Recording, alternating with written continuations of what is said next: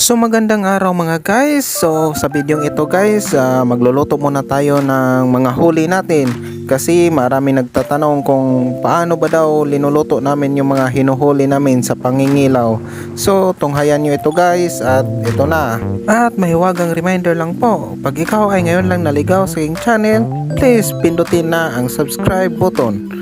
At paki-like na rin. Sa gusto magpa-shoutout, just comment down below sa ating comment section. Kasi libreng-libre lang po ito. Halina't magluto na tayo. Alright, let's go! Ang una nating ilalagay guys is yung tanglad or lemongrass. Pati na yung sili at luya. At tsaka pakuluin natin. At yun guys, tapos na nga naming nalinisan guys yung huli namin at ilalagay na natin maya maya. So ito na nga, kumulo na guys at ilagay na natin ng dahan-dahan. Ang lutong ito pala guys ay tinatawag naming tinola or sinabaw. The best itong putahin na to guys sa mga sari-saring huli ng pangingilaw guys. Kasi pag sari-saring lamang dagat ang iyong nahuli guys, sobrang sarap ng sobrang sarap ng sabaw. Manamis-tamis at ewan, basta the best talaga ang sabaw nito guys pag tinola or sinabaw.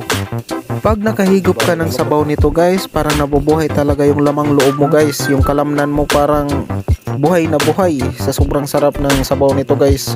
Ito sa mga bagay guys kung bakit sobrang ganda manirahan sa probinsya, lalong na sa pumalapit ka sa dagat guys. Kasi guys dito hindi isyo ang walang pangbiling ulam. Kung masipag ka lang, lulusong ka sa dagat at yun, may pang ulam ka na. Kaya the best talaga guys. At yun guys, sundot-sundutin lang natin ang sandok guys para siguradong nakalubog lahat, para siguradong luto din lahat. So ayun, ready to eat na yung putahin natin guys. Ang putahing pang 5-star hotel. Lahat nagtatanong, ito nga po titig po.